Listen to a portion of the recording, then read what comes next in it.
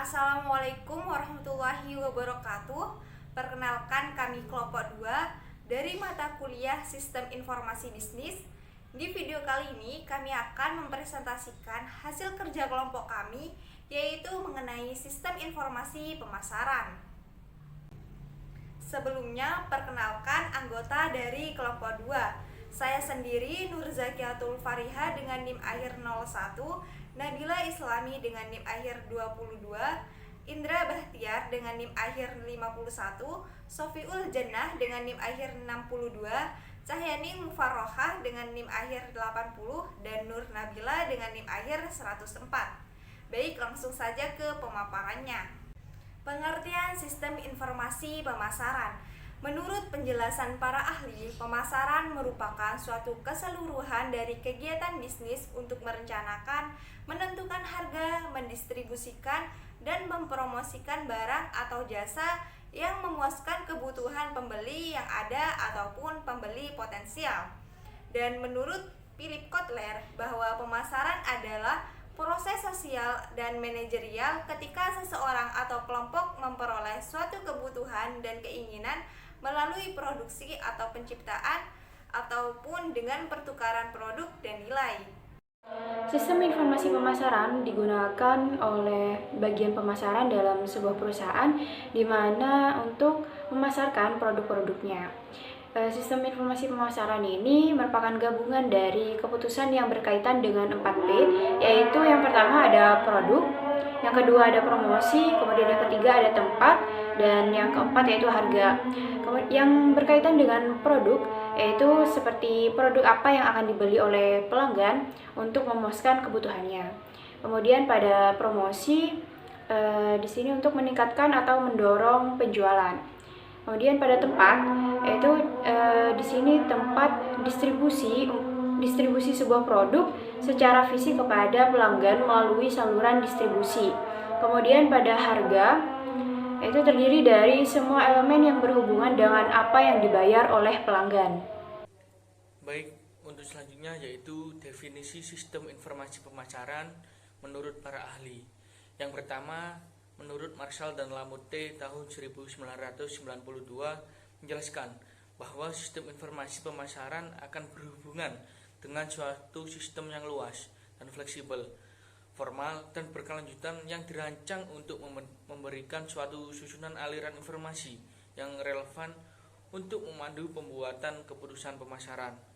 Selanjutnya yang kedua, menurut McCarthy tahun 1991, sistem informasi pemasaran yang biasa kita sebut SIP adalah cara pengumpulan dan penganalisaan data secara terorganisasi dan berkelanjutan guna menyediakan informasi yang diperlukan para manajer pemasaran untuk mengambil keputusan.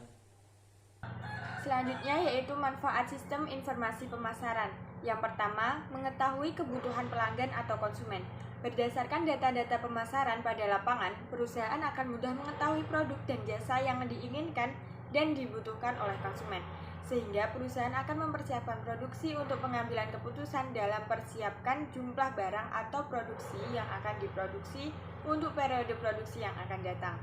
Yang kedua, mengetahui perencanaan yang efektif. Dengan adanya sistem informasi yang akurat, perusahaan dapat membuat perencanaan yang efektif, yang efisien dalam pengambilan keputusan untuk waktu produksi yang akan datang. Yang ketiga, mengetahui ancaman perusahaan. Dengan sistem informasi pemasaran yang sudah dijalankan, perusahaan dapat mengidentifikasi masalah-masalah yang ditimbulkan atau yang diperoleh dari praktik pemasaran di lapangan terkait dengan saingan perusahaan untuk pengambilan keputusan dalam meningkatkan kualitas yang baik dan harga yang bersaing, sehingga perusahaan dapat mengantisipasi kemungkinan yang terjadi dari ancaman kebangkrutan perusahaan. Yang terakhir yaitu jenis informasi pemasaran. Istilah-istilah pemasaran yang sering digunakan pada pusat pemasaran atau marketing never center dalam pengumpulan, pengelolaan data, informasi, dan unit-unit pemasaran. Selanjutnya yaitu komponen sistem informasi pemasaran. Di sini terdapat 3 komponen. Yang pertama, komponen input system, yang kedua komponen output system, dan yang terakhir komponen model sistem informasi pemasaran. Baik, untuk yang selanjutnya yaitu subsistem input sistem informasi pemasaran. Yang pertama ada sistem informasi akuntansi atau disingkat dengan SIA. Subsistem informasi ini memberikan data terperinci dan berkaitan dengan masalah keuangan, baik yang bersumber dari dalam maupun dari luar perusahaan. Kemudian yang kedua yaitu ada riset atau penelitian pemasaran. Subsistem ini memberikan fasilitas untuk merancang, mengumpulkan, menganalisis, dan melaporkan data hasil riset di bidang pemasaran secara sistematis. Kemudian untuk yang ketiga, yaitu intelijen pemasaran.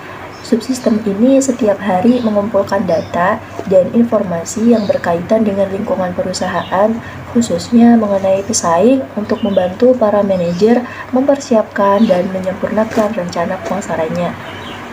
Selanjutnya adalah subsistem output SIP.